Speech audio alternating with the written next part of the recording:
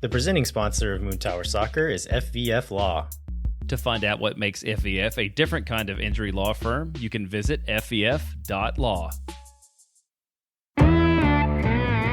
Hello friends, and thanks for listening to Moon Tower Soccer. This week we'll break down what we learned in Jim Curtin's introductory press conference and answer some more listener questions. Jeremiah is on family vacation this week, so I am instead joined by Austin's best theater director and a guy who's married to Austin's best theater director. It's Steph Crignola and Mike Crignola. Guys, thanks for being here. Thanks for having us. Yeah, it's a pleasure to be included. Mike, tell the listeners about Steph's achievement, because I know she doesn't want to. Actually, I think she's finally coming around to the fact that this is great. No, I know it's great. It's just weird to... I know she knows it's great, but she doesn't want to talk about it. Yeah. At the same time. So this year, Stephanie was nominated for Best Director of a Play for her original adaptation / mashup of Caesar and Antony and Cleopatra. This was a show that Steph had kicking around in her head forever, and basically it took Julius Caesar and Antony and Cleopatra, two Shakespeare plays, and it put them together into one. And she won Best Director for that. Also Best Visionary, but that wasn't an award. I am awarding it to her now. Well deserved on both of those awards. Where can people find the next Steph and Mike Crignola works coming up? WalkingShadowShakespeare.com. WalkingShadowShakespeare.com. I did not get to see this one, but I've seen other ones in the past. They're both wonderful. And if you're into the performing arts at all, go check it out because it's very cool. Thank you. Yeah. Landon, what awards did you win this week? Wow. Well, I didn't win any awards, Mike. Okay. So I won the award of keeping my dog and myself alive while Ashley was out of the country for 2 weeks. Congratulations. Yeah, that's good. Tell the listeners what Ashley was doing out of the country and how what her work saves the world. She works in sustainability in the textile industry and was on a trip to Turkey and Germany doing that work. Which is very cool in reality, kind of boring to talk about on a soccer podcast. You can hear more about Landon and I talking about the great things that our wives do on a special episode of a show that we are kicking around called Wife Guys. I don't know when it will ever come out, but basically... Was Chris Wellhausen the third host of that show? Yes, that's right. Friend of the show, former guest host Chris Wellhausen also may make an appearance on Wife Guys. Really important show. We're doing a lot of good work on that show. Let's talk about soccer. Thanks, Steph. Got you. So World Cup kicked off since the last time we started recording. How have y'all been experiencing it so far?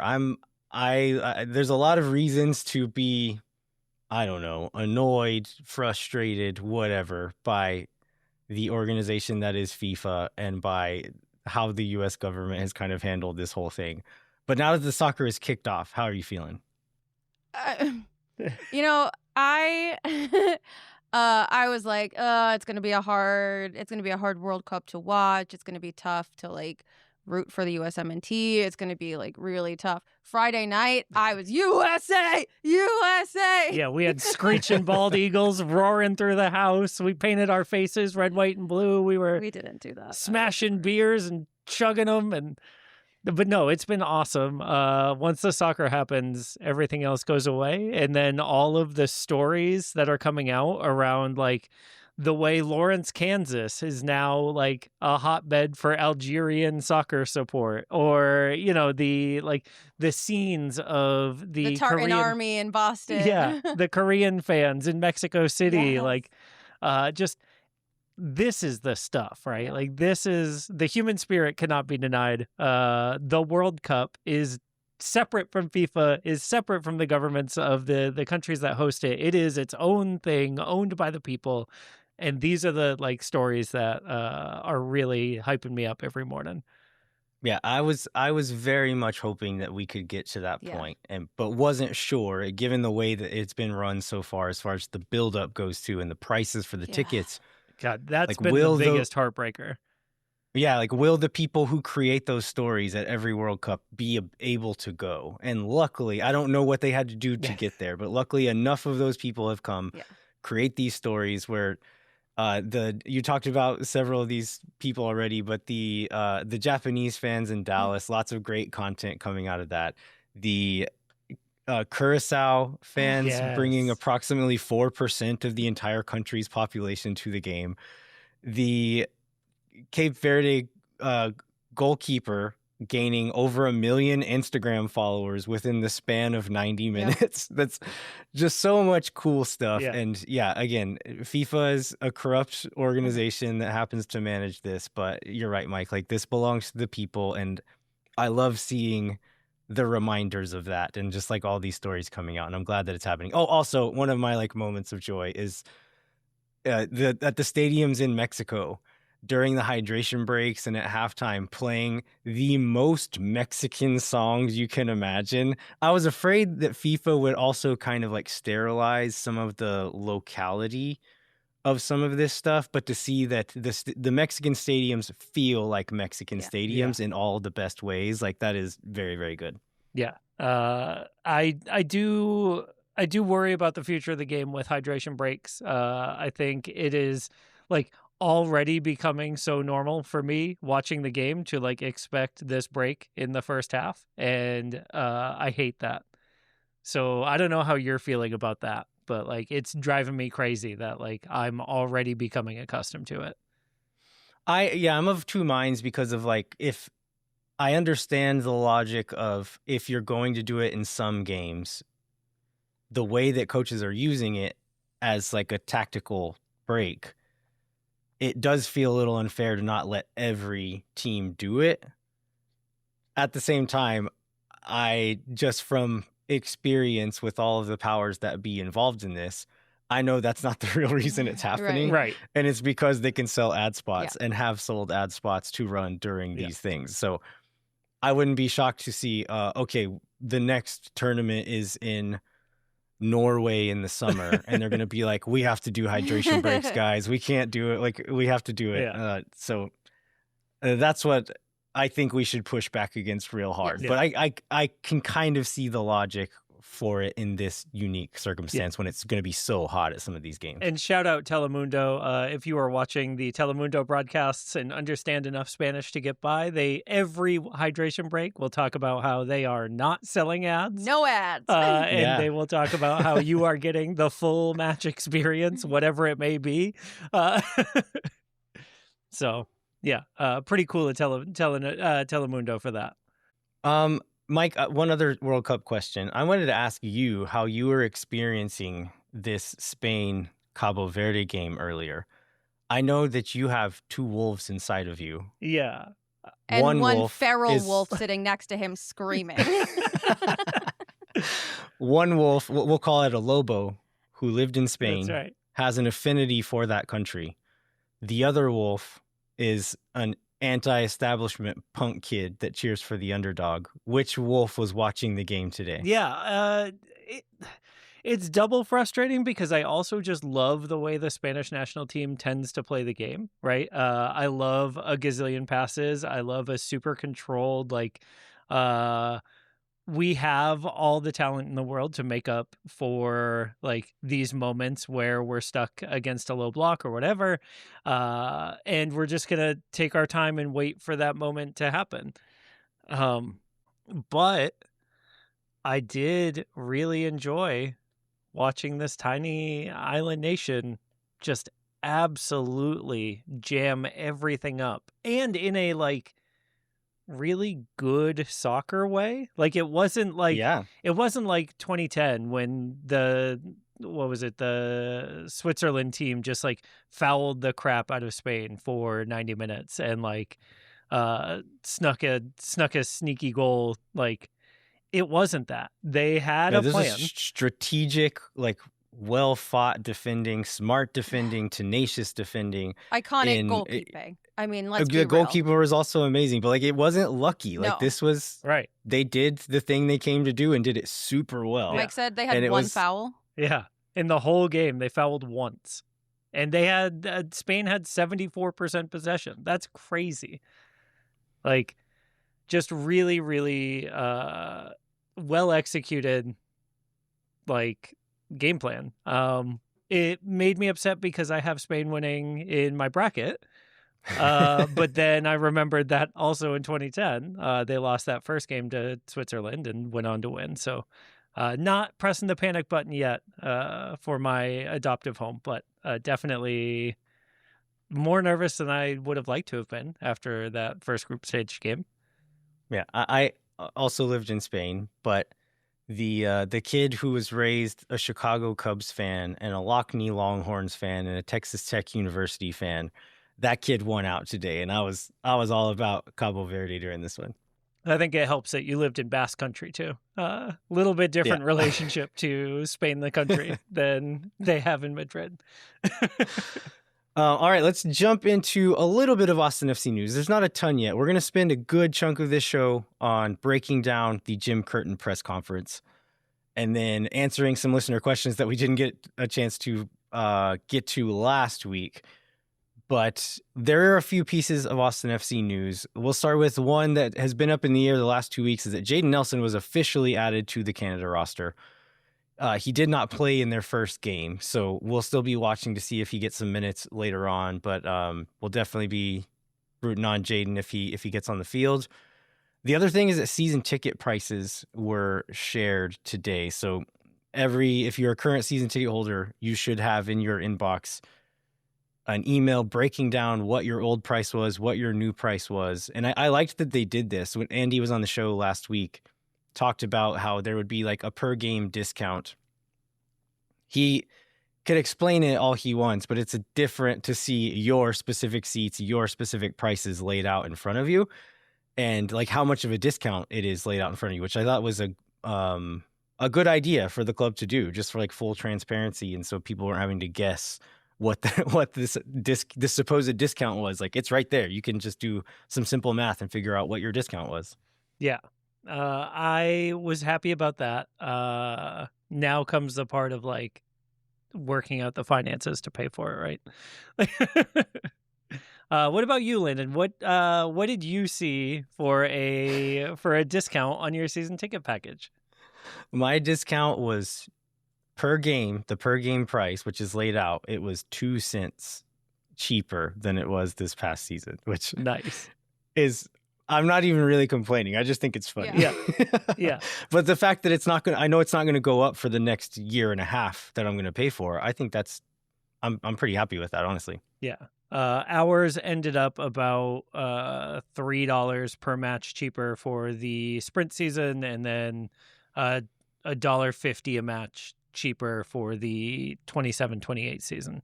So ultimately cheaper than years past.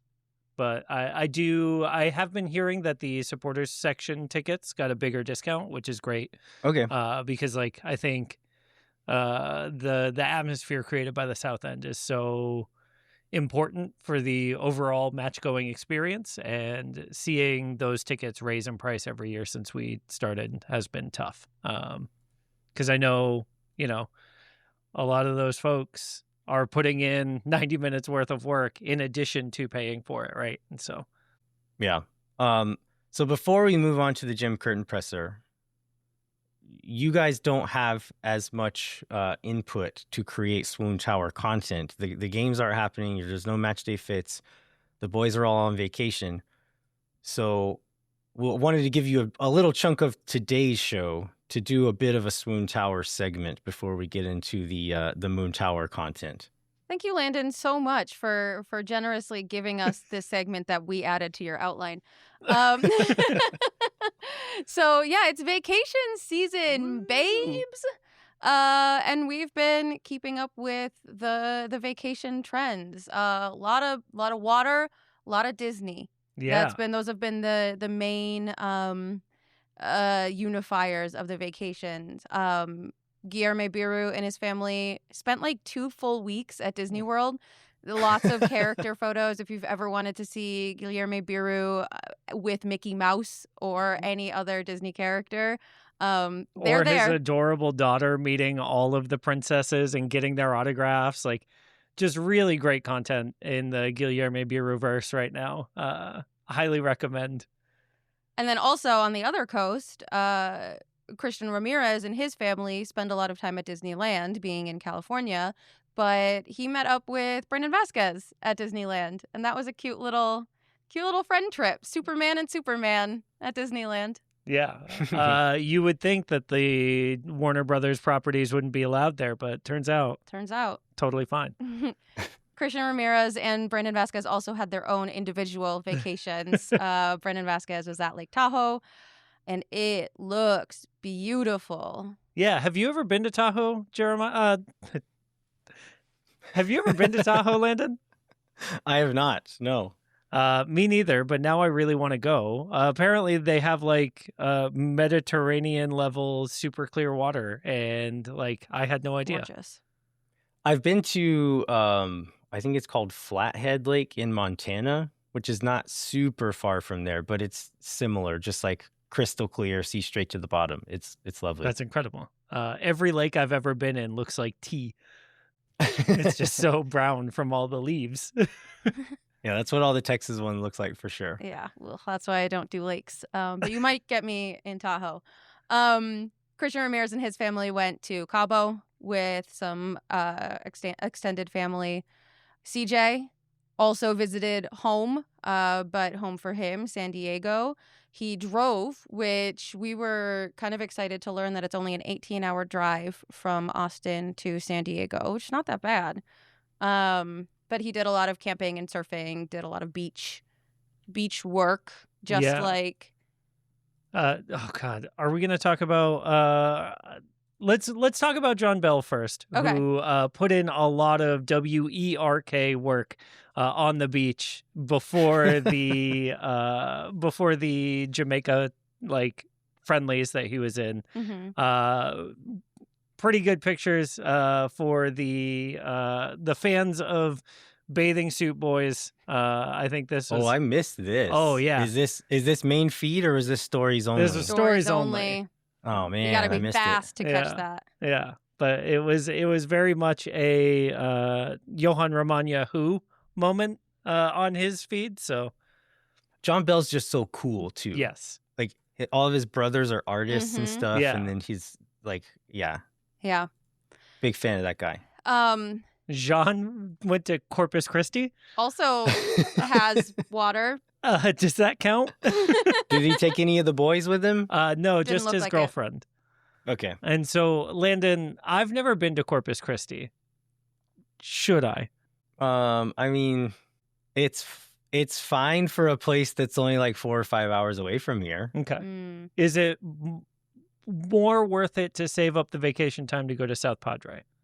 I think aren't they very close? I don't know my geography. I think it's like of that another space. 2 or 3 hours.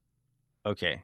I haven't spent that much time at Padre, but as far as like, I know y'all have been to like nice beaches before, right? Like none of the ones in Texas are that nice. Okay. But Okay. the trade-off is that they're close. Sure. Okay. The last thing that we have to talk about in this segment is Joseph Rosales. My guy is on a boat, which, first off, rules. Being on a boat, dope. He's on a lake that is super crystal clear, super beautiful. Also dope. He is wearing crew socks on this boat. Just thinking about it makes me want to die a little. Like all the way inside my heart, I just want to like curl up inside it and die. Like it is just too close to getting wet socks and like, ugh. Was it socks with like sandals or something, or just socks? It was just socks in the picture. So like I'm I sure assume he had like slides. Yeah, I assume he was wearing socks and slides onto the boat, which like I have come fully around on socks and slides. I'm totally into it. But socks on a boat, I can't. So I didn't see that part, but what did catch my eye is I think there was a location tag on one of the posts that said Knoxville, Tennessee. Yes. Which I'm sure it's lovely. I don't know anything about Knoxville. I'm just a little confused. Like, why did he choose to go there? Because a lot of these guys, like the Disney World thing, like, I don't know, as an American, you might have one thought or another about Disney World, but a lot of these foreign players coming in, it's probably a thing that they've known about since they were little kids and maybe never thought they would get a chance to do it. And so it's pretty cool to see like Jeremy Beer taking his kid there and like experiencing that for the first time together is very cool. But how did Joseph Rosales get to Knoxville, Tennessee? Yeah, it's a mystery. I assume maybe he knows somebody on one Knoxville or something. Like I looked at their roster and did not see any Hondurans not a single Honduran on the team. I might have missed something, but I didn't see it. Okay. I'm glad we had the same thought, though, that, like, maybe he's visiting a homie. Like, where was the Honduras friend? Oh, no, because the Honduras friendly was here in Texas against Argentina. That was at College Station. Yeah. So very close to Austin. Which, the idea of Messi at College Station is just incredible. Like, picture that, folks. But yeah, no idea how he ended up in Knoxville, Tennessee, or why he ended up on a boat in just his socks. But these are the questions of our time. Yeah. Yeah. And that's been your Swoon Tower snapshot into vacation season. Perfect.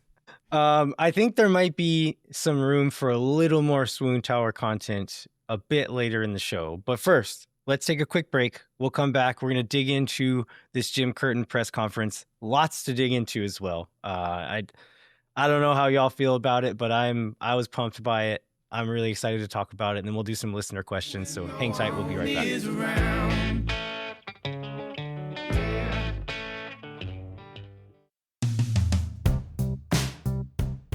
Moon Tower Soccer is brought to you by our friends at FEF Law. FEF is a different kind of personal injury law firm dedicated to community, transparency, and client education. And they have their own podcast called Summary Judgment. Check it out wherever you get your podcasts.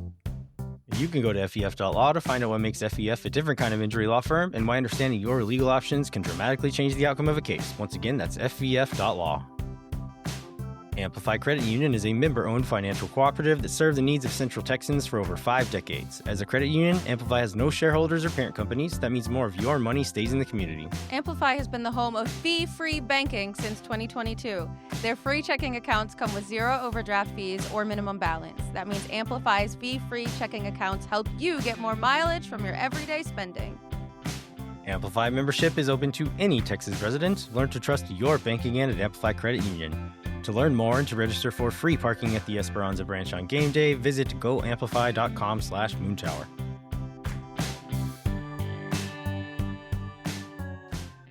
All right, we are back. We are going to break down Jim Curtin's introductory press conference.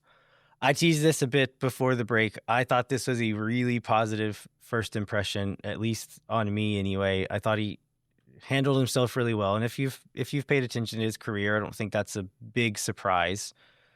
But the thing that stood out to me most was it was not just nice words and platitudes. He was able to explain what he's about, who Jim Curtin is as a coach, very clearly and very concisely in a way that just felt very refreshing to me. Yeah. I personally loved this intro presser. Only thing I didn't love is that he isn't starting right away. Yeah. Yeah. Steph, what's your impression? Okay, I'll say it up front. Things I liked. I thought that he was really clear, even when he was talking about like tactical team things. I can see him being really good with folks who are newer to soccer. I understood everything he said. From a tactic standpoint, I thought that every answer he gave was pretty perfect in the eyes of someone with a new coach coming in, setting expectations. They felt ambitious, but also realistic. Yes, everyone came in. I liked Landon that you said everyone comes in and says they're going to score goals, right? I feel a butt coming, Stephanie. I don't trust him. I don't know what it is. Whoa. I don't know what it is. I cannot put my finger on it. I don't trust him. And I know that's like a big dramatic thing to say. And I'm like very excited for the Jim Curtin era. You know, I hope that the team thrives. Obviously, I've heard all good things. I know his record. I know that through the grapevine, the players have good things to say about him. To our players, I don't trust him. What is it that you don't trust? know. Like, Yeah, I tried to break this Something down earlier. I wish I could tell you, but something in my gut says, nope, not a good guy. interesting. I wish I Is had this- any like way to explain it other than maybe he looks a little too much like a college football coach. I did get the sense that he was like selling a little bit in this, Mm-hmm. and I did get the I'm trying to think of the name of a football coach. But it's a football coach, isn't it? Dabo Swinney, is that the guy's name? Who like Reno Sweeney There's- from Anything Goes, Sutton Foster. Sure. I know what you're saying though. There's like this salesman like quality that I feel like he did put on a little bit in this press conference. I would honestly recommend finding other press conferences where he's just like the realest dude and will Yeah. be funny and like critical and kind of sharp and like has some bite to him. Mike pulled up a YouTube short that was him being like, you know, what's objective? I think 2.5 Men is objectively bad, but Yeah. people like that. Like, and I thought that was great. I love that. It's just, and I want to. There's a tweet or something, thread that I saw this morning that was like, Spain's about to put 12 on Cabo Verde, and then the first reply was, I love being wrong. And I love being wrong. You know, I want to be wrong on this. I very much would like to be wrong, but there is just something under the surface somewhere that is ringing alarm bells in my brain.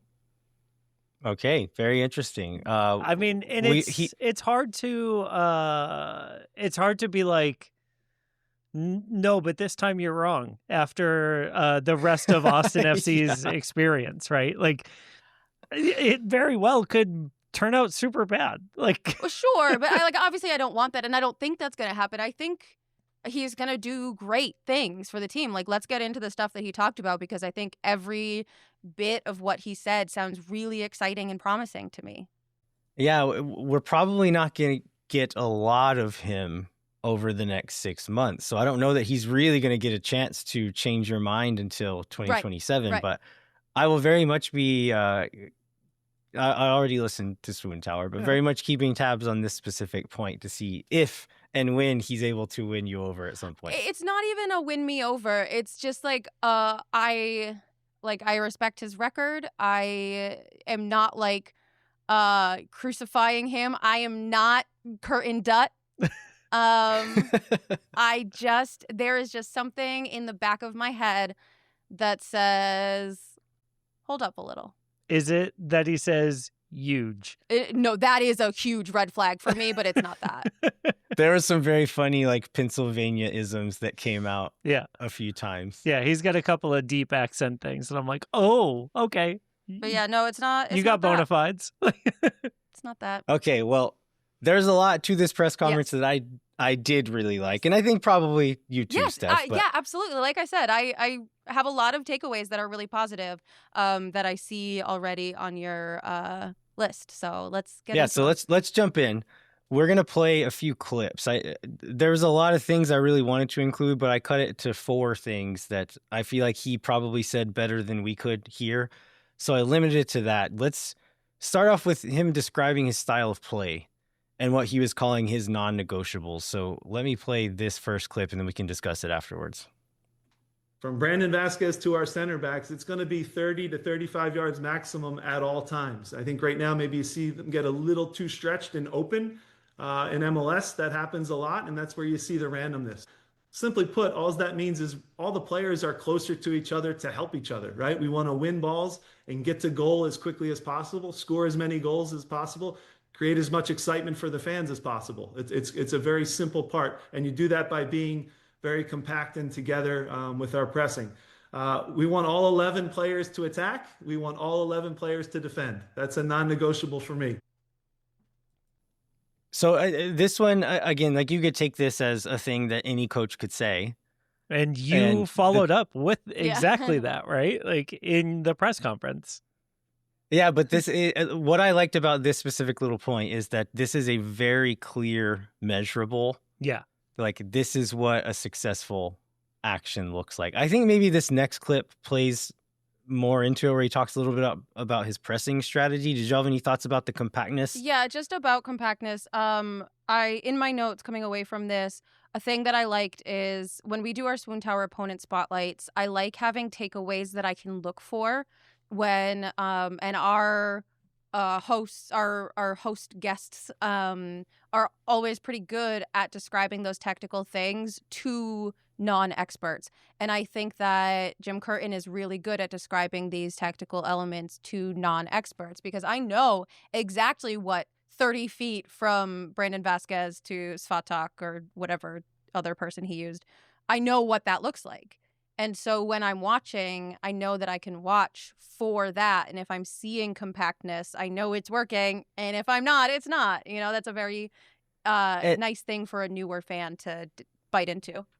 And him providing vocabulary to use Mhm. as well, I think is also great. Where with Wolf and Estevez, like I think Wolf specifically, he would be a little bit more cagey with kind of these things that he was trying to do, and like very much had a plan. You can debate whether or not it was a good one, but he had a plan.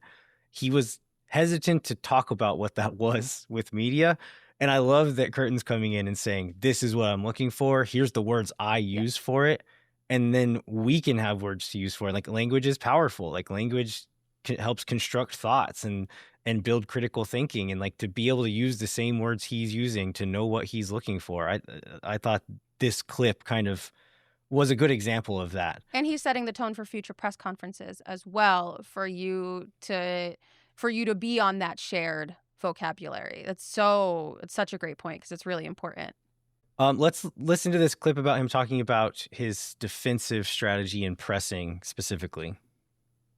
You'll see anytime a team plays a negative pass against Austin FC, we will press that pass. It will be clear from the stands. You guys will see it in the press box. That will be 100% non-negotiable. If they play negative, we are coming at you. We're going towards your goal to win the ball back. Any straight pass into midfield, you'll see us as well. We will press that pass. Defensively now, when a ball goes past you, there has to be a recovery sprint, right? And we can measure that through analytics and data right now. There's nowhere to hide.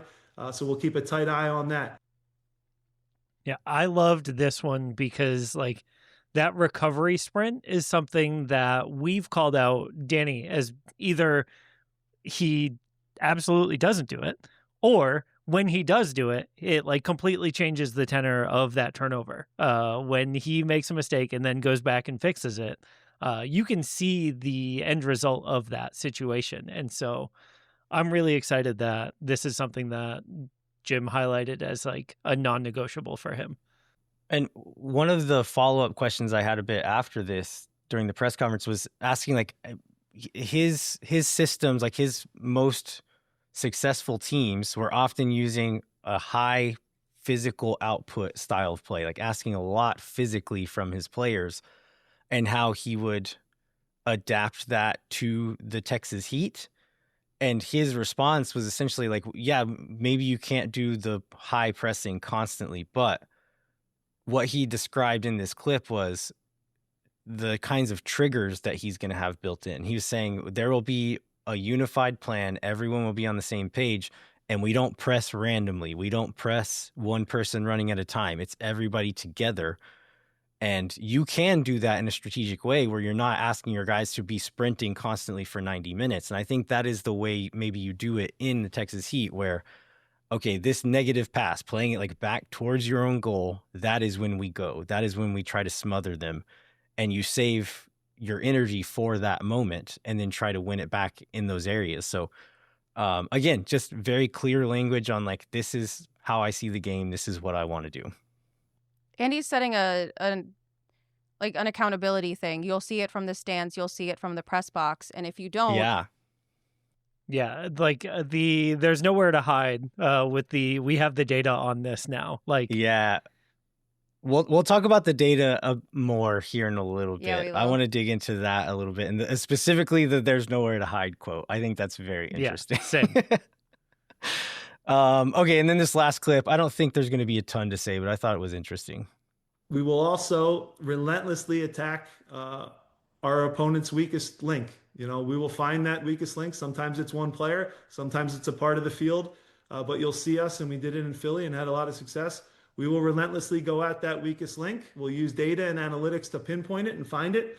But it's pro sports. We're going to be ruthless in attacking that weakest part of the field. And The only thing that stands out to me at that is that I feel like one of the complaints that we've had about both Josh Wolf and Nico is that they play the same game week in, week out, regardless of who the opponent is. And this is a very clear promise that that will not be the case under Curtin.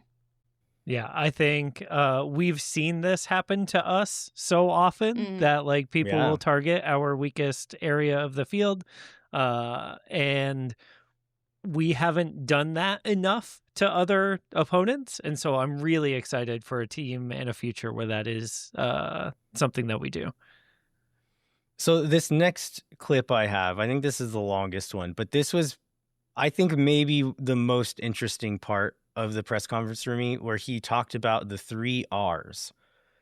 And so what he called the 3 R's are red zone, rest defense, and restarts. So he described the red zone as if you extend the vertical lines of the 6-yard box up to meet the horizontal line of the 18-yard box. So that area right in front of goal, that's what he's calling the red zone. And the stat he quoted was 87% of MLS goals are scored in that area. And so a Jim Curtin team is going to defend that area with their lives. And then on offense, a Jim Curtin team is going to put as many balls into that area as possible. Any thoughts there? I feel like I keep saying the same thing. I just love that there's a plan. Yeah, I just feel like we're allergic to literally that area. And so it's going to be so nice. We've just done it so little, right? That it's like it almost seemed like we'd have avoided that area Yes. at times in the past. I know I made a meme in season 3, 2023 of like, you know, the Lion King, you must never go there, Simba, about the elephant graveyard. I made that about zone 14 for Austin FC. Like, we just felt so allergic to getting in front of goal. And so like, obviously Jim's talking about zone 17, but like the easiest way to get there is through the middle of the park.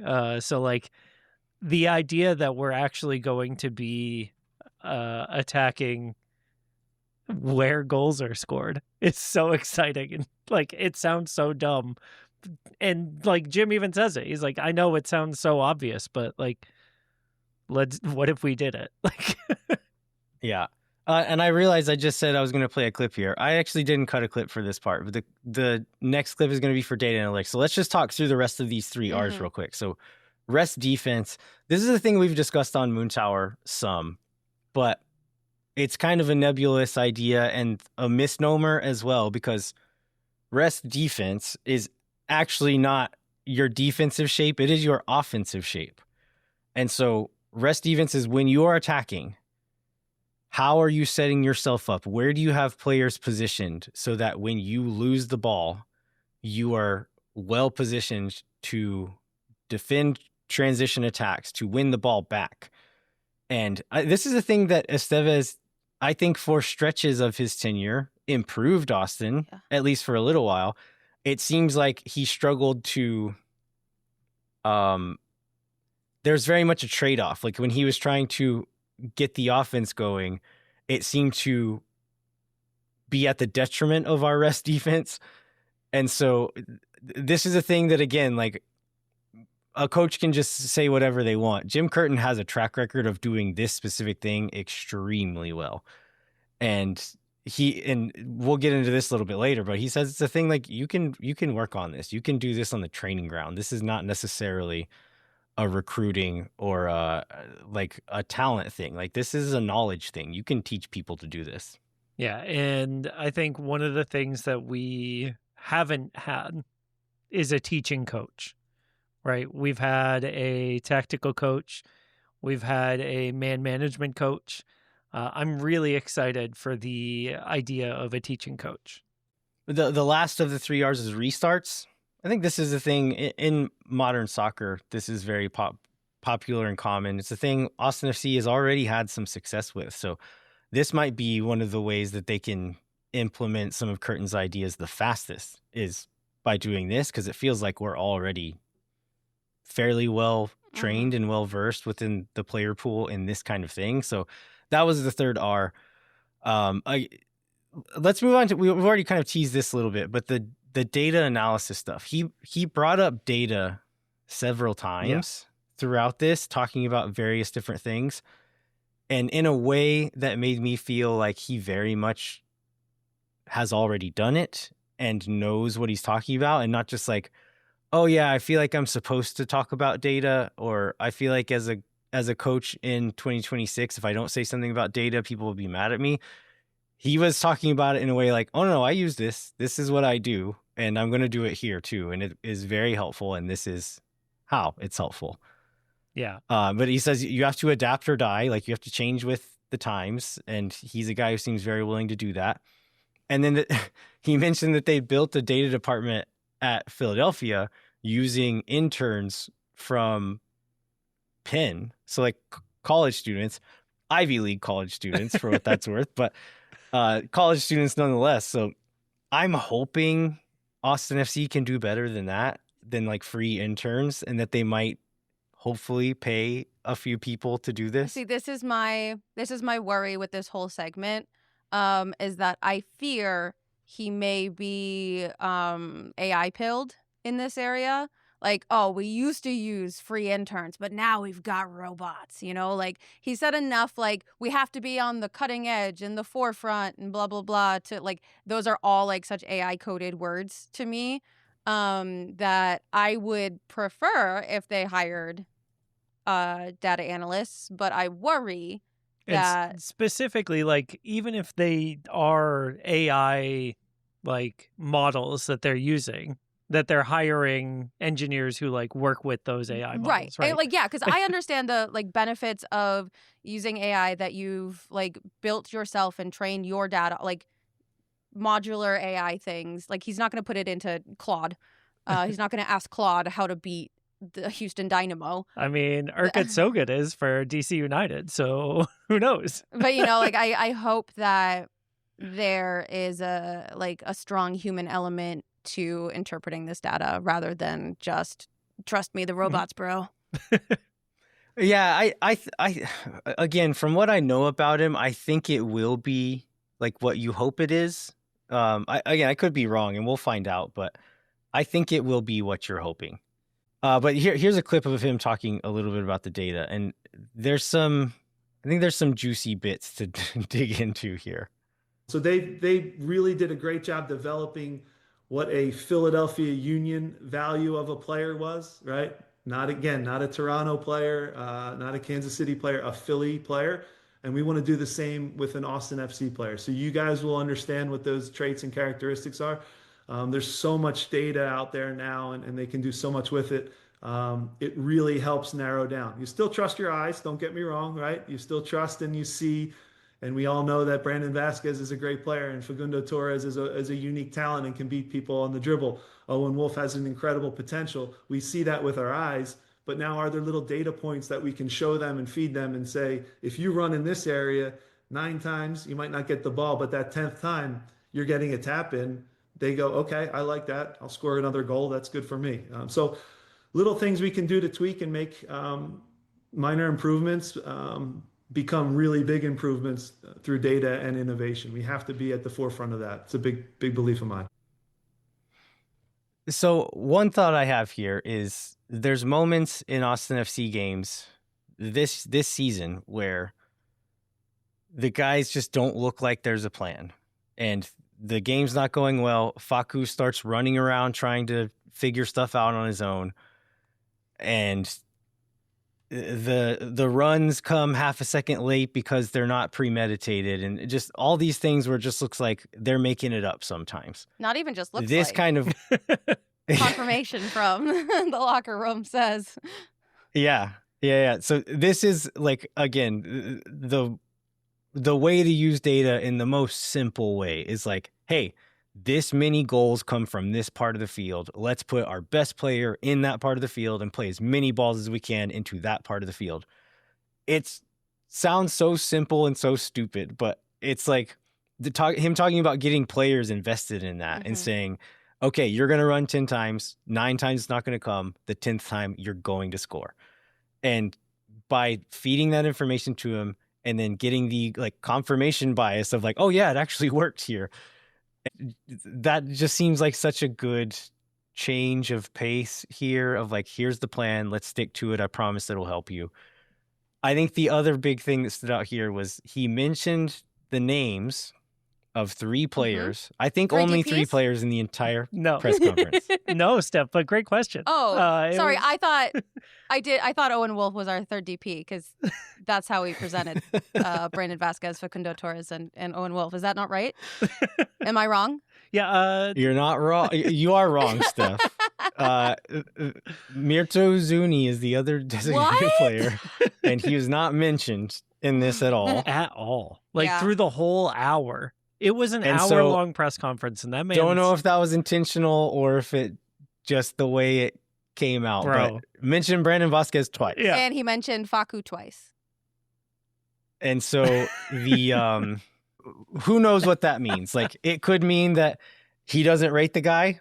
Very much could be true. Or it could mean like he's already been told that, oh yeah, that guy's not going to be around. Don't worry about him. Yeah. And or it we'll could find be a out. secret third option. Yeah. Where he doesn't think that Mirtu needs any work. Because he's never heard perfect. of him.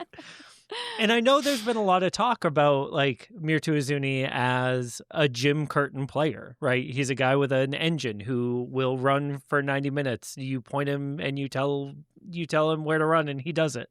But like it is definitely noticeable to me that with a profile like that, Jim didn't mention him once. Yeah, I think you're right, though. As far as like skill set and like capabilities, I don't think this system would be bad for Mirto Uzuni. But yeah, we'll find out what that means soon enough, I'm sure. I think the other thing is very interesting that we referenced earlier was like there's nowhere to hide. Yeah. And that I don't think this was in the clip, but it was like he said something about like the data will start picking the 11 at some point. Like we're going to be able to see in the data who's doing the things we're asking of them, who's making these runs, who's ending up in these spaces. And the people who are doing that are going to be the ones who play. And then once you get that settled, you can start using that data to recruit and to sign new players coming in.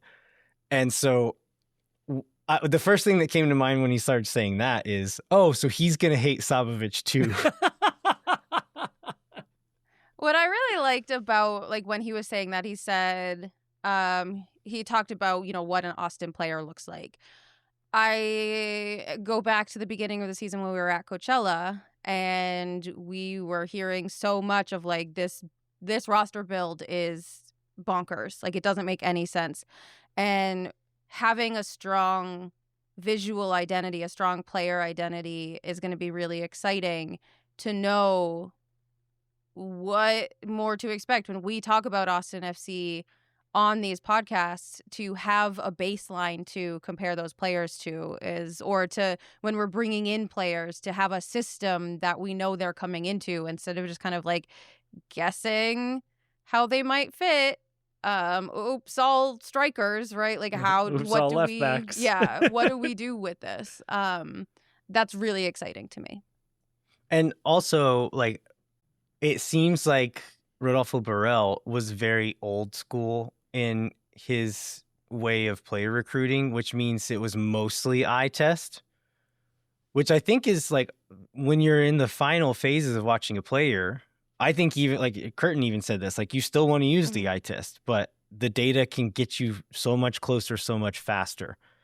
And I think especially that's true with recruiting and scouting players where, okay, let's use this data to narrow down our lists. And it seems like Burrell was maybe, I don't know if this is 100% true, but it seems like maybe he was not necessarily leveraging that and was kind of doing it the old school way. It was like, here's my scouts. I trust them. We're going to listen to what they say. Yeah. I mean, even just the conversation, Burrell had a press conference once where he was like, if you are a good player, you'll figure out how to play together. And like, that doesn't seem like the Jim Curtin school of management or like player recruitment even. Like, it seems like it couldn't be further from that mentality of like, no, like this player fits the system, therefore they will be a good player for us. Right. It's like you can create something that's bigger than the sum of its parts by putting the right pieces together, as opposed to he's good, they should be good together, right? Right. When if the puzzle pieces don't fit, that's not always going to be true. Yeah. So I think there's probably too much in this press conference to actually talk through all of it, but let's just talk through any other highlights that we have. And listeners, if you haven't watched or listened to this press conference yet, I highly recommend you go do it. But do y'all have any other highlights you wanted to cover? I really loved how much he talked about the progression of players from the academy to FCDO, from FCDO to getting on the first team, from the bench players on the first team to starters on the first team, from starters on the first team to Europe or something like that. That was really exciting to me, not just stopping at, oh, you're good enough to be on the first team, but really actively, the best like adult jobs are the ones that don't try to put a chokehold on you and keep you there. They're the ones that try to prepare you for something bigger and better. And that is the vibe that I got from him on the players. And that's a very cool, especially looking at, someone like Sebi Berhalter or Owen Wolf, these really young, really talented kids who I don't think have necessarily gotten that Europe preparation from Austin that they could have. Yeah. And again, his track record moves that from a platitude to just a fact. Right. Like, he has done that everywhere he's gone. If you look at, we talked about youth players that he's moved through his system and have gone on to do big things. And a lot of them are on the national team at the World Cup with the US right now. Coaches who have worked under him that have moved on. He talked about, I don't know this for a fact, but he talked about data staff and like backroom staff who are moved on and doing things in the sport as well. So I think any coach could say that, but the fact that he's saying it and has put his money where his mouth is just really great to hear. Yeah, I loved his quote about when you give a young player a chance, more often than not, they won't let you down. Hernan from We Are Austin had asked about like the academy pipeline and what that looks like for Austin moving forward. And I think that's something that like our past two managers haven't been as willing to do that, right? Like, what does 20 minutes of Irvin look like as compared to 20 minutes of Besart Sabovic, right? It can't be worse. And it's also like, I think there was maybe some questions of the fact that Philly played so many young players. And I think David Goss maybe talked about this a little bit a couple of weeks ago when he was on, but he was saying sometimes the sporting director essentially has to trick a coach to play young players by just not signing anybody else and saying like, here's what you got, play him or play nobody. And it's the way he's talking now, it does not seem like he's going to have to be forced to do that. It sounds like he wants to move young players up and give them the chance, and almost even likes doing it because of the like the X factor that they bring in of representing their hometown or their adopted hometown or getting the chance to prove themselves on a bigger stage, that he seems to really enjoy doing that part. Yeah. Yeah. Something I thought was interesting was when he was talking about why not now. There were a few moments where he talked about like he was preaching a lot of process and structure, and then he called out specifically structure and processes around roster construction, sports performance, scouting, and managing data as stuff that he wants sorted out before he starts working. Like, it felt to me like this was the list of all the problems that he saw with Austin as an organization. And he basically sounds like in that negotiation with Andy and Tony was like, if these aren't checked off, I'm not doing it. And like, I think one thing that we can probably start to put to bed is this idea of like, does Austin have ambition? Right? We've seen that we are a top half to top third spending team. We brought in Roto Burrell with a big swing. It didn't work, but like we tried it. We then spent $30 million on DPs. Now we're getting probably the best MLS coach available. And he's given a list of stuff that needs to be fixed. And like, if that doesn't get there, it doesn't seem like Jim Curtin is the kind of guy who won't be like, yeah, this is what we need still, you know? The way he said all of that, it's so funny because I think this is where some of like the charm plays in, and maybe some of what like you could read as fakeness. In fairness to Steph here, it's like he made all that sound like, oh, this is better for everybody. This is good for Austin FC that I'm not starting yet. When really you could read it as, this team's a show. I'm not starting until y'all sort some of this stuff out. Yeah, right. But I want to like specifically, Landon, call you. I want to call you in on this. Are you, after that press conference, finally on board with maybe our high performance staff is the problem? Do you have more evidence that they are? The number of times that in this press conference, Jim Curtin said things like physical fitness is going to be the highest priority, and that's going to be on the high performance staff. You have that clip? Yeah, do you have that clip? Yeah, rolled play up? that one. He. Do you think he was specifically calling it out in opposition to what Austin's doing, or just saying what he likes to do? Because that's how I read it. Is like, this is what is important to me, and this is what I'm going to do when I get here. Maybe. I read it as specifically Austin focused, but I also want to buy into that. Regardless, he gave a very diplomatic answer to this about like staff and like choosing staff to come under him, and he's like, yeah, some people might choose to go off on their own, but we'll talk to everybody, and acted as if like, yeah, the door will be open and maybe we'll keep some of them on. That might be true for a very specific few of these people, including Davey, which we'll talk about here in a second. But usually when a new coach comes in like this, they're going to try to bring in some people that either they know or people who have worked with people they know. And Jim Curtin has not worked with this entirely Spanish staff ever. So I would not expect many or maybe any of them to be around whenever he starts. Yeah. We've already seen Nico Bosch removed from the website. And he posted some stuff on social media as well that made it look like he was like happy, like I would say happily saying goodbye, like saying thank you to Austin. Like he didn't outright say I'm gone, but the reading between the lines, it was like, thanks, Austin. It was a great time. Yeah. So I think we're going to see those maybe trickle out. On the theme of staff relationships, one of the questions I asked was what the dynamic is going to be between him and Davey for the next 6 months.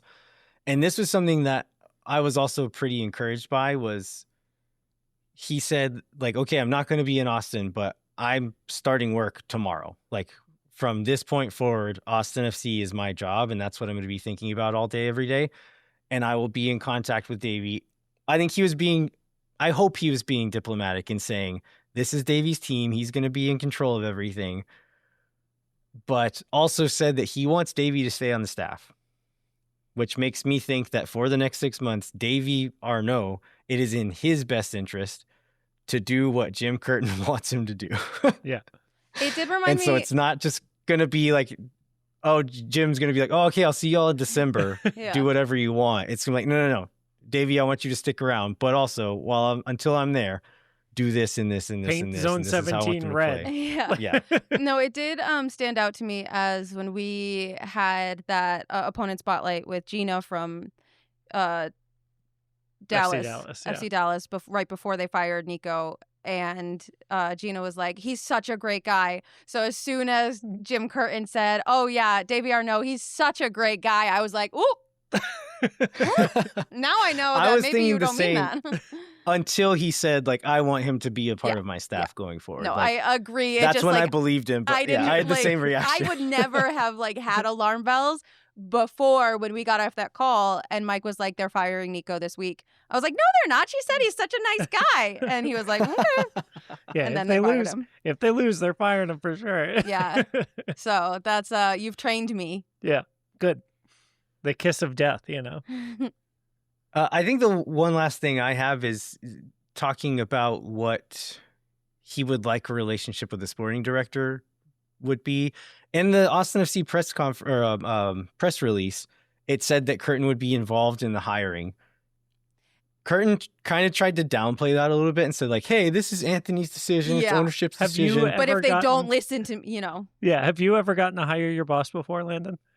No, It's I haven't. Now that I crazy. think about it. It's crazy. When you get to interview... It's not that crazy, though. The vibe is, like, in the interview, when you sit down with the candidate who's Yeah. trying to become your boss, the vibe is wild. I don't, like, having been in a room like that before, it is so awkward.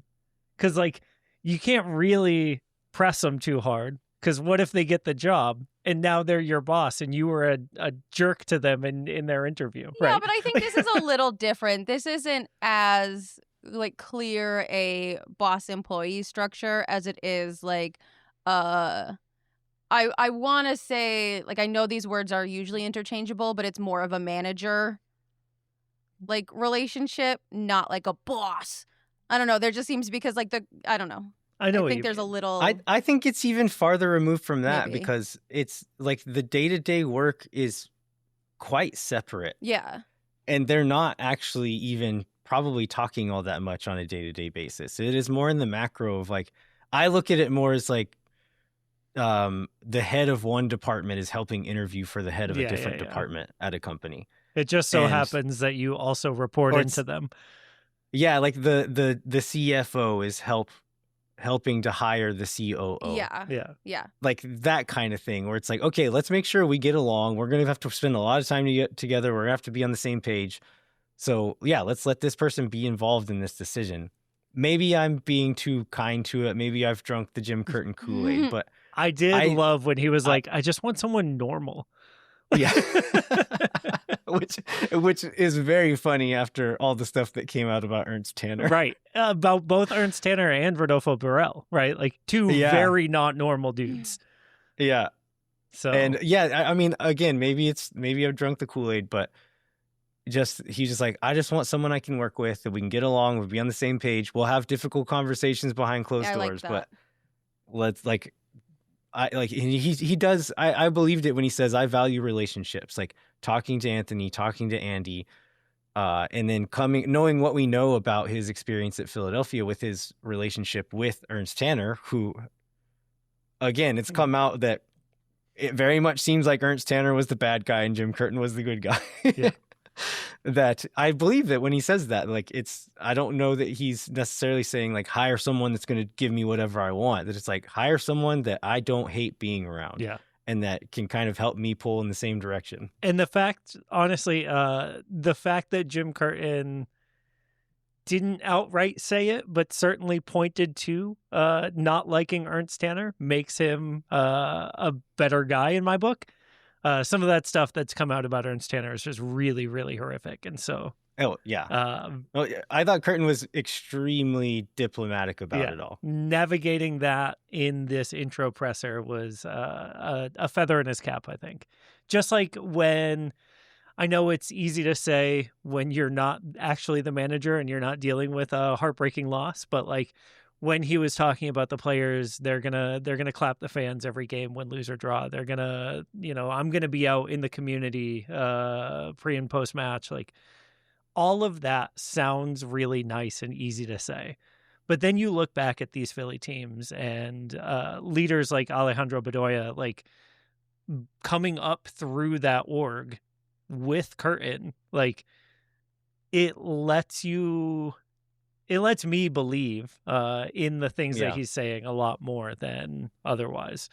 Like Steph was mentioning, we were going through kind of old Philly social posts about him, and Alejandro Bedoya mentioned, like, as the head coach, Jim never came into the locker room after training or before training.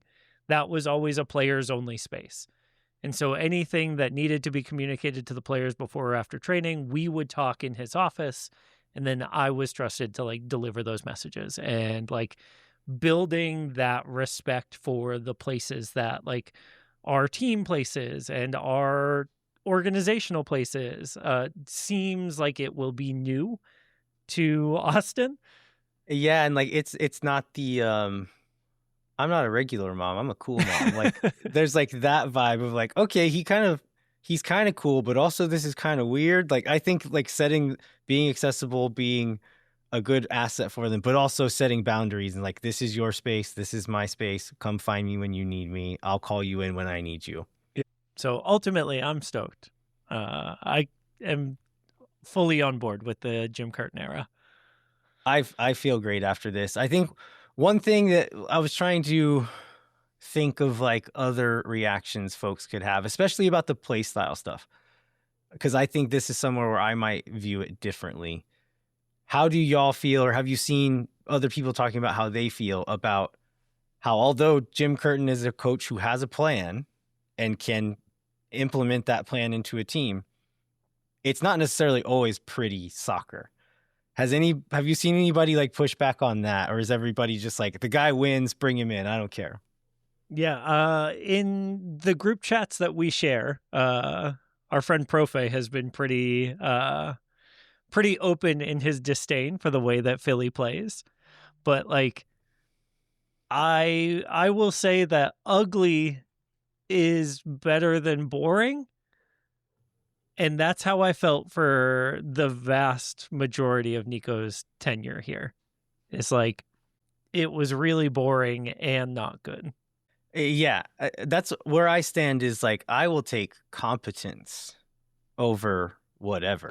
Like I'm not saying that because like, oh, like rings culture, I just like seeing people win. Like I truly do enjoy watching people be good at soccer regardless of what it looks like. So I can find joy in like an ugly transition game. I know that's not true of everyone, and that's not like a value judgment. Like that's a taste thing, right?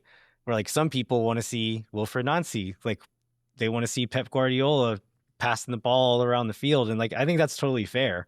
We're not going to get that with Jim Curtin. Right. And so maybe prepare yourselves if you're one of those people, but like at the very least, I believe it will be competent. Like there will be a plan, and hopefully everyone can kind of take some joy in that.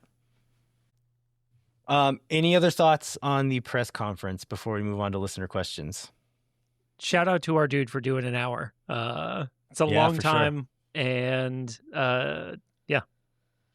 I thought there was great synergy in the media group as well.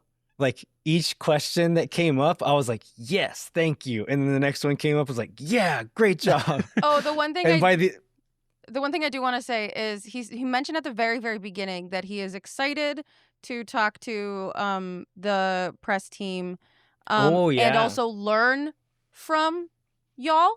And I just want to know if that extends to the Swoon Tower brand.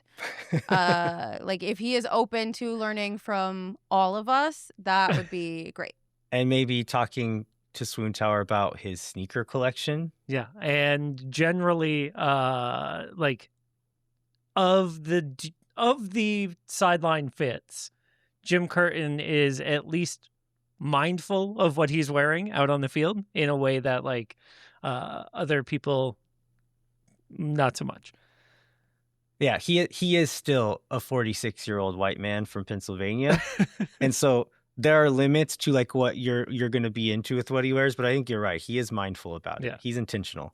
I personally would like to see him grow out the hair again though. Let's get those big long curls back in action. Not if they look like CJ's. No, I think they'd look closer to John Gallagher's.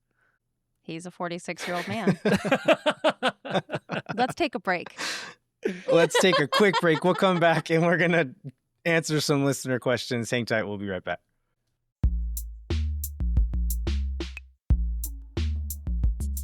Moon Tower Soccer is brought to you by Sage Wilson Realty. Are you looking to score your next home while rates are back to their lowest levels since 2022? Don't get caught offside in this market.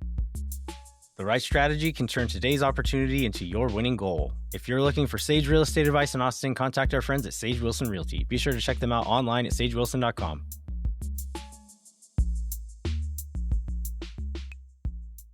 All right, we are back. We are going to answer some listener questions that we promised 2 weeks ago to answer and then ran out of time on one show, ran out of time on the next show. So we're finally getting to them now. Thank you for your patience, Patreon members. Let's start off with this question from Keith Simon. Keith says, despite your reservations, I believe he's talking to me. Why do you believe Despite that? your reservations about John Gallagher's quality on the pitch, don't you believe he belongs on Austin FC's Mount Rushmore because of the value he provides to the team compared to his salary, for his heart, speed, endurance, and work ethic, and for his paradigm of what we want an Austin FC player to be as an example to our kids: nice, humble, friendly, competitive, and reliable? I think Keith likes John Gallagher. That's what I'm getting here. What I want to do is check Keith's IP address against Minnesota, like Minneapolis suburbs, where we know John Gallagher's parents live. I know. I've met Keith in real life. I know he's a real person. But was this submitted by real Keith? I think it was. Okay. Well, then we can scratch that conspiracy theory off the board. Move on to the next one. What is y'all's take? If let's say Austin FC Mount Rushmore. Let's not define that quite yet. Okay. 4 players you're putting on Brad there. Stuber. Does John Gallagher make it? Yeah. What if you just put Brad's face on there 4 times? Yeah. You know what? I'm going to say yes.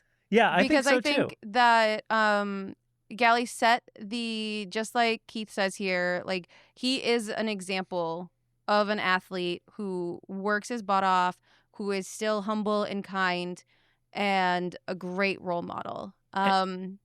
And his bona fides for like the Mount Rushmore, first goal in Q2 Stadium, Mm-hmm. first MLS All-Star, right? Or second MLS All-Star. Seba got it the year before him. But still, one of 3 that we've ever had. Sorry, one of 4 Yeah. that we've ever had. And then, he's one of the 5 players that has been here since the beginning. Mm-hmm. Yeah. I agree. I think maybe you do have to put him on there. I think it's a little bit damning of how bad Austin FC has been at soccer for most of their existence if we're putting a guy on there because of how nice and cool of a guy he is. Listen, he's top 3 at worst in minutes played. Also the flexibility that he's shown, the willingness to play literally any position that a coach asks him to. I think that's we can talk all day about whether coaches should be playing players out of their position or not, but he is certainly an athlete who's willing to do whatever the team needs, and that sort of team first mentality is massive. Yeah. Who are the other 3 faces? So Brad Stuver. Yeah. John Gallagher. I feel Owen like this might be controversial. I think you have to put Driussi on there. I mean, he's probably our best player ever, right? Like talent-wise. And was the main reason why we were so good the only year that we were so good. Yeah. And then the question becomes, is it Danny or Owen? It's Owen. Owen is... That's tough. I feel like for longevity, you maybe give it to Danny. See, I don't give it to Seba, though. I give it to Owen and Danny. And you know the little, the meme of the Hydra with like serious face, bleh, like that's this Mount Rushmore. It's Stu and Gally and Owen and Danny. Yeah, that's fair. All right. Let's move on to the next question. This is Tom Halleck. Tom. So the header of the post was "Ask Us Anything," and Tom, who I've chastised for getting too spicy with his questions before, says, "Ask anything you say." Kidding. But then he says, "If Austin FC wasn't Verdi and black, what color scheme would you have wanted?" Oh, Okay, I'm gonna. I did some research on this one, and I have a take here, and I think it was like, I think my main color pairing now exists in MLS, but did not at the time that Austin FC picked their Azul colors. and Chrome. No.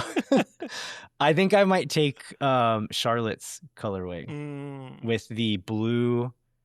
They mostly use blue, black, and white. They do add purple in, but if you go and look at like old school Charlotte Hornets jerseys, this blue and purple color scheme, I'm way into that. And then the color, like the specific color of blue that Charlotte uses, I really, really like that. So I think that would be my answer, is blue and purple of some sort. Very 90s. I saw the most beautiful jersey I've ever seen in my life yesterday. And it is the 2026 Japan away kit. I've never seen a more like stunning thing in my life. It's light pink and light purple, and it is so pretty, and that's what I decided I want. Oh, is it? I It just was typed the in Oh, women- 2020 Japan 26 away. 2023 women's away jersey. Okay. I do like the 26 away one, which is like white with like kind of rainbow pinstripes on it. I think that's very cool. So you said 23 23 Japan. women's. women away. Ooh. Yeah, it's like a No, I a don't. violet I don't like and it. pink. I'm sorry. You don't have to.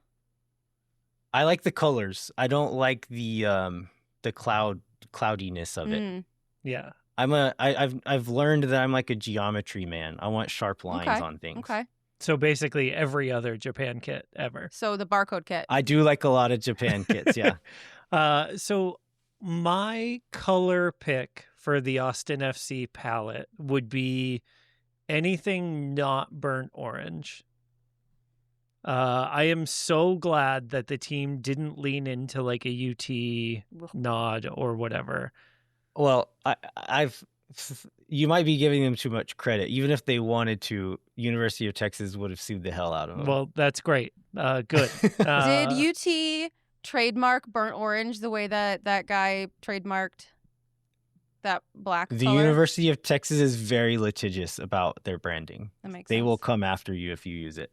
But yeah, I think, Landon, I was going to say like something that nodded to the Violet Crown and the green belt, whether that was green and purple or blue and purple or something like that, feel like the colors that I associate with the city.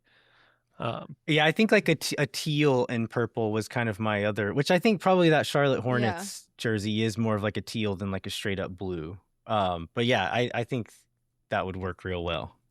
But I do think that the Verde and black is like a perfect color combo. I think it just, in the way that the club has used it, has been so good. And like the experimentation and the door that it has opened with all of the different greens has been awesome. Mm-hmm. I'm really glad they've been willing to play with the greens. I think it's more fun and lets you do other stuff, but it's also a very soccer thing to do, right? Like clubs all around the world change their colors. They'll do wild card colors all the time. So I think it's fun that they've like been willing to do that kind of thing. And I imagine it will get more experimental as time goes on. Now that there's like kind of a baseline of this is what the brand is, now we can start to play with it, especially as you bring third kits into the equation. You know I'm excited about that third kit. Which have not been confirmed yet. Uh-huh. Andy. Yeah. Wow. How am I supposed to buy that for the MLS's back match or whatever, the Brad Stuver bobblehead night? How am I supposed to be wearing that if it's not out yet? It's a great question. Let's move on to next one is from Ed Coates. This is a few weeks old, so it's a little dated, but Ed says, I watched the Miami-Philly game last week that had 10 goals. Rarely was the ball recycled to the goalie. I would love to see that aggressive style of play. Could it happen in Austin? I mean, we just listened to Jim Curtin say, yeah. Yeah, so I think there's going to be much less backwards passing in this. I would also say I don't know that specific Miami-Philly game would be a place to look for tactical ideals to chase after, because there seemed to be no tactics in that game. It was just, don't defend. We'll save all of our energy for attacking, which maybe, again, some people maybe like that kind of thing. But there's going to be... Sounds like Ed liked that. Yeah, but 6-4 is... I don't want that to be happening in Q2 often. Especially, I think the thing that a lot of people who say they would prefer to lose 6-4 every game, I think that stops being true after about 5 losses in a row. When you're the one with 4 every time. Yeah, that makes it tough. Next question comes from Andrew Pekowski. Andrew says, hot take, Ilya should retire during the World Cup break and sign back on as Austin FC's new head coach. Or, less absurdly, sign on to the coaching staff of whoever gets hired. I kind of scoffed at this question, or like kind of took it as more of a joke 2 or 3 weeks ago whenever it was submitted. It maybe feels like more realistic with Jim Curtin as your head coach. Yeah, not necessarily he's going to retire right now, right, but that like a guy like Ilya might join a Jim Curtin staff at some point. Landon, do you know if Ilya has a contract through the 27 sprint season or through 27-28? He was signed before the sprint season was announced, so his contract will likely expire winter at an awkward time. Okay. The reason I ask is because I fully expect if he does not retire at the end of this contract, that his next contract will be one of those Hector Jimenez specials where he is on the supplemental roster and also doing that like coaching license thing where you get your coaching license while you're playing and the league subsidizes that or whatever. Especially seeing like a lot of his Insta posts during this break have been at a club that he is like part of ownership for back in Catalonia. So like there's a good chance that he doesn't stay in Austin, but that he does do that coaching move. And him and Diego Rubio have done some camps and stuff back in Kansas City. Yep. And so it does seem like, at least for now, he is interested in like coaching or teaching or something like that. Do we know if like he's ever said publicly that he is interested in coaching, or is this just kind of reading between the lines? I think it's reading between the lines because of the work that he's done with the unified teams and stuff like that as well. Yeah. And he's always out at those academy events. So, yeah. So it would be so cool if Ilya could stick around after he quits playing, because he's a treasure. Yeah. Next one comes from Mark. He says, everyone knows the best ever piece of Austin FC merch is the No Comply jersey. What is the worst piece of Austin FC merch? And Mark's submission is the $300 coveralls from the SoCo Motorcycle Company collab.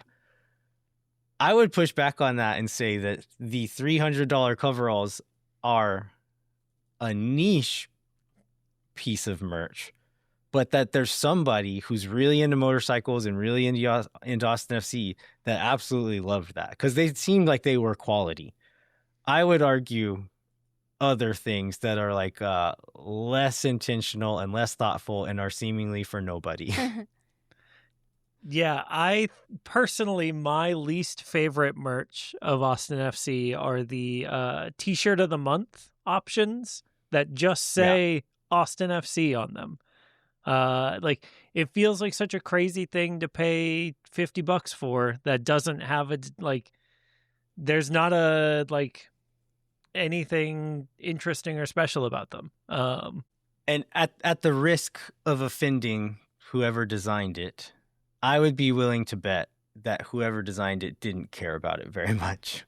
At least not even naming a specific shirt. I feel that way about a lot of the shirts they put out and a lot of the merch they put out at the Verde store, that they seem to be fairly rushed, fairly thoughtless. And there's some good stuff that I really, really like, and I own quite a bit of it, but the majority of the stuff that runs through there, I'm like not trying to yuck anybody's yum, but a lot of it is not for me. I'm going to tell you the piece of merch that confuses me the most. And I know that this is for a lot of people because I see a lot of people wearing it. I might know what you're gonna say. Yeah, maybe. And again, like Landon, I like if this is your vibe, I would just love to know like the lore behind it, or maybe why. It's those big chains Yes. with the big like shield. I just don't get it. It seems like, Mike, you might know more about this than Steph or I, but it seems like it maybe comes from a different sport. I have no idea. Like, at first I thought Flava Flav got cool again. Well, that is Like- true, but it's not related. Right. Like, I didn't know if it was that or I don't know. But, like, the kids love it. It's everywhere in the stadium. Like, I didn't realize that this would be a popular piece of merch. When it came out, I was like, oh, goodness. But, like, you see them all the time. If y'all know the lore, I let do us know know. it's not. I do know it's not Austin specific. That these are sold at a lot of MLS teams, and so I'm thinking there is some cultural phenomenon that we are not privy to and don't know about. That is the reason why this happened. But yeah, let us know if you know the answer. Yeah, it's Uh, wild. But also, Austin FC, please keep making the floral print hats every year. Every single one of those that you've done has been absolutely fire. The new one is black and white, and it is so sick. Nice. Mike says that wearing his floral print hat right now. All right, next question comes from Luisa. Luisa says, what is the story with DPs? Can owners throw any amount of money they want into the pot? And how does our ownership team stack up against other MLS teams? Do either of y'all want to take a shot at this one? Nope.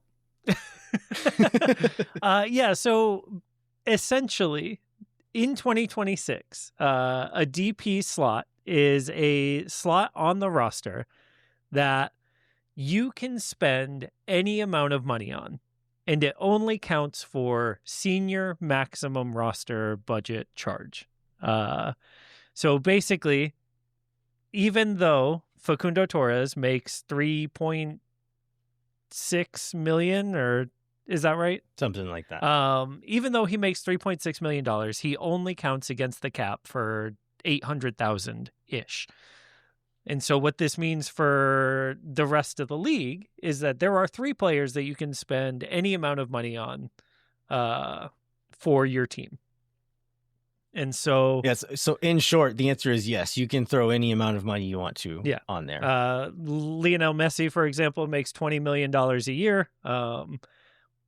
Fun fact about that contract is that the rest of the teams in the league help pay for that salary, but that's a different discussion. And then, Brandon Vasquez is making 2.2 and Mirtu is making 1.9.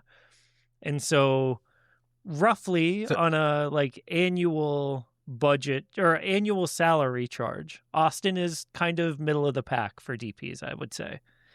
As far as like how as far as the spend goes, they are. As far as how well they've done actually scouting and signing these guys, they've been quite poor. Oh yeah. And then I think something that exacerbates that is that the rest of the roster has not often had difference makers to make up for that.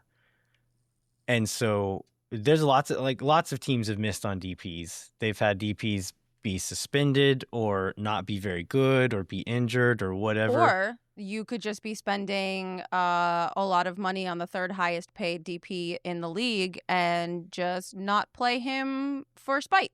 Or practice with him, like what is happening with Chucky Lozano. He just is getting paid several $1 million to sit on the beach in San Diego. And that's what you could do with a DP. San Diego is a great example. Last year, San Diego was a great example. What I was trying to get to there is that they did such a good job of the rest of their roster build that you kind of forget that they were missing a DP for most of that season. And Austin has not really ever been able to do that. 2022, they did, where Cecilio Dominguez was persona non grata from like the second game of the season or something. And they ended up being really good that year. But it didn't last. And they've since, before that and since then, have signed DPs who did not pull their weight, and then they didn't have any cheaper players who were making up that weight for them. Yeah, I think 2022 was especially interesting because our third DP, Alex Ring, was only a DP in name. His salary was low enough that it didn't have to be a DP salary, but we did it that way. Okay, this is going to be the last question. This is from David Hubel. David says, if you made a best 11 starting lineup of all the players who have ever played for Austin FC, and you had to include 3 DPs who were DPs for Austin in the past, who would your DPs be? So I took this as only picking the 3 DPs, but it looks like the Crignolas here have done the research and put together a full 11 of past Austin players. Yeah, sticking to only having 3 DPs, right, on the roster, because that's how MLS roster rules work. One thing that I wanted clarity on, does this mean we can't use current DPs? I think that makes the exercise more fun. Well, then I have to get rid of Mirtu Zuni. Wow. So you say that, but I think it does make picking the rest of the team quite hard. Yeah. If you can't pick it our other 2 completely DPs. changes my roster. It does also change my roster. Because I had my 3 DPs were Brandon Vasquez, Facu Torres, and Seba Driussi. Yeah. Which, my God, what an attacking band that would have been. Mine were Driussi, Vasquez, and Bukhari. And like either way, I think you have a really great front 3 setup with those guys, right?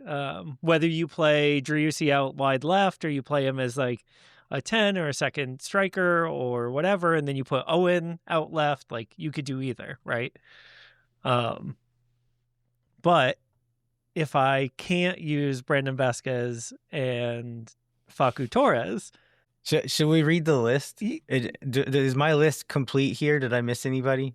I don't think you did. I hope So I have you in did. order of signings, Cecilio Dominguez, Tomas Pochettino, Sebastian Driussi, Emiliano Rigoni, Alex Ring, Osman Bukhari. Yeah.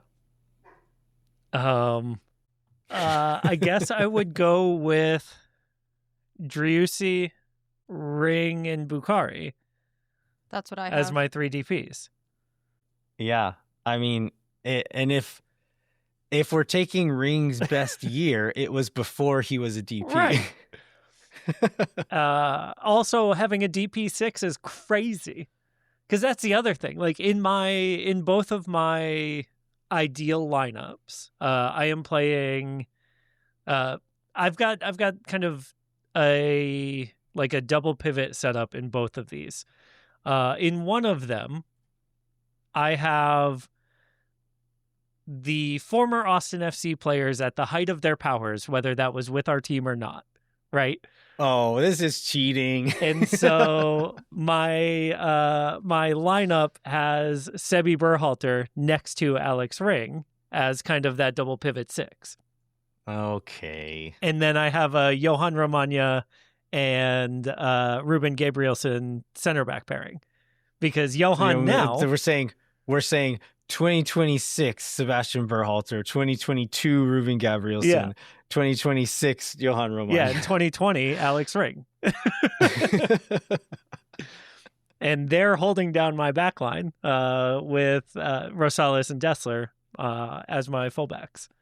Steph, where do you differ here? I fell in love with the idea of Bash Brothers at a young age, watching D2 The Mighty Ducks.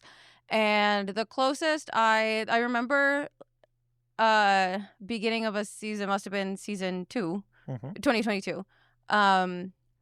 The beginning of the season, thinking, could I ever have Bash Brothers on Austin FC? And that was the season of Julio Cascante and Ruben Gabrielson. And nothing will ever touch. I know Seba was like the star of that team, but not in my eyes, baby. It was Julio and Ruben. That was their team. They were 2 key parts of that team for sure. Yeah. So they're my back line with Dessler and Biru. My team is built for vibes and quality. Bureau for vibes, obviously. And then I've got a middle. I've got a 4-5-1, which is a shape that exists. That middle five, you can decide who goes where, but I do have Owen Wolf, Sebi Berhalter, Alex Ring, Danny Pereira, and Osman Bukhari, and then I've got Seba Driussi. It doesn't make any sense, but you made me get rid of Brendan Vasquez, so. I don't like the idea of being able to choose players who got good after they left. Well, I don't like the idea that they got good after they left. Yeah, so if you don't like the idea of choosing players who got good after they left, switch out Sebi Berhalter for Danny Pereira and Johan Romagna for Brendan Heinzike. Yeah, I think that's fair.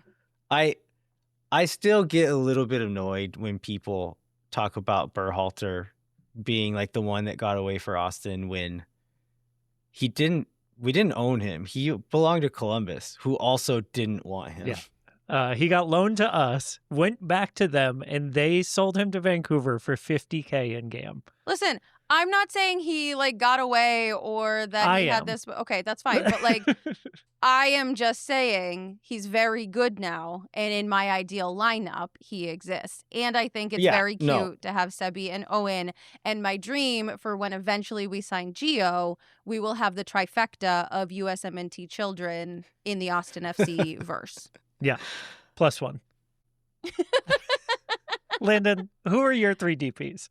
I think I would go Driussi, Bukhari, and like one thing that was really annoying when we did Moon Tower After Dark is we turned on a game from 2021, and I was very annoyed by how good Cecilio Dominguez was at the beginning, like for a lot of that season, and then for the beginning of the 22 season when he was getting to actually play on the wing.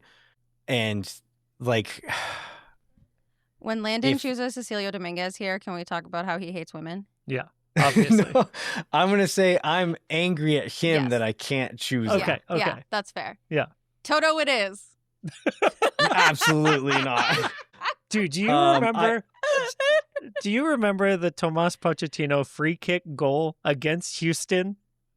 Absolutely. It lives in my mind. We talked about it for an entire year, waiting for the next one to happen, and it never did. What about Rigoni in Houston? Oh, that last goal before he got cut? Yeah, we'll play him as our DP, hoping that he does that once like he did that year. Oh, I know. This is a really, like, we have this, to me, really highlighted the answer to Luis's question right about before this, about how much we have failed.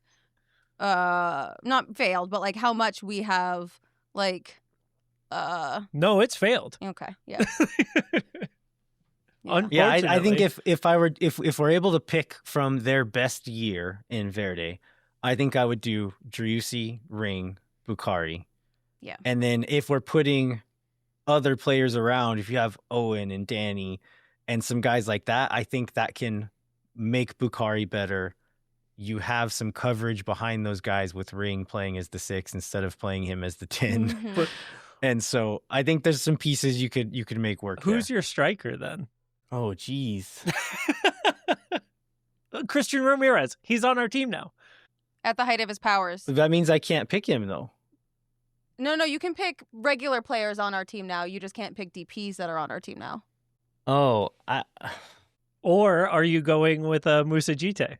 Oh, God, I forgot. Because the second question that David submitted. Only hat trick. Do you think we're using our U22 roster slots effectively? Wait. No, everyone shut up. Musa Jite was under 22? Yeah. Yeah. He was 21 when we signed him. He was 21. Oh. He was the George Georgievich. Yeah. Looking kind of 22. Okay. Yeah. To answer David's question about U22 spots, no, we're not. But the thing is, most MLS teams aren't. There's like pretty few examples of ones that have turned out really well and have been sold for a bunch of money. So I don't think we're doing particularly well there, but that's maybe shouldn't be a surprise. I think the best U22 move that we've ever done is signing Owen Wolf to a U22 deal. 100%. I think that's the way that we should be using these slots, is like signing kids into them when they come through that pathway of like from the second team into the first team, into contributors, into starters, right? Yeah, we already know he's good enough, and the only way we can keep him around is if we pay him a bunch more, and this slot lets us pay him a bunch more without it hitting the cap so high, as opposed to spending a bunch of money on a lottery on an ticket. unknown kid from wherever Yeah. and hoping it works out. I have a lot of hope for little Nico Dupersarski. I really do. He's had some really bright spots this season. I know I'm alone on this train. He's my Rodney Redis, who in the initial, I was trying to figure out if it was funnier to swap in Ring for Danny and then get rid of Buka and add Rodney Redis on the wing just for vibes. But then I had to get rid of Brendan Vasquez anyway, so I had to keep Buka.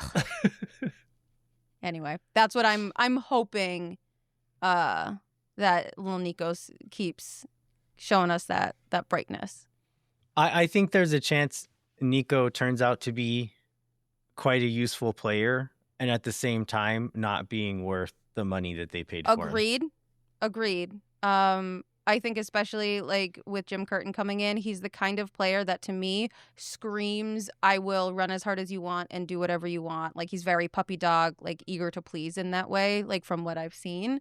Also, he's an athlete. Right. Like he can run. Right. Like the physical output is there. Yeah. So I see him really like shining under Curtin. All right. I think we should wrap this show up. Mike and Steph, thanks so much for being here. Listeners, we'd like to remind you to rate, review, and subscribe wherever you get your podcasts. Come find us on Instagram.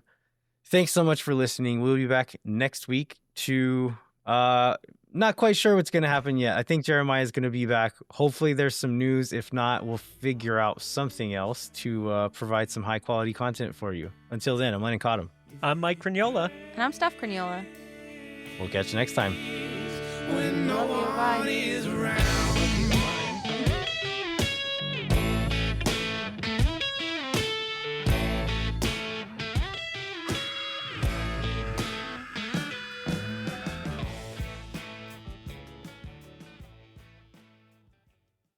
Thank for nothings you never. La gente. Oh my God. Zula Chupa Boom Sauce. Yeah.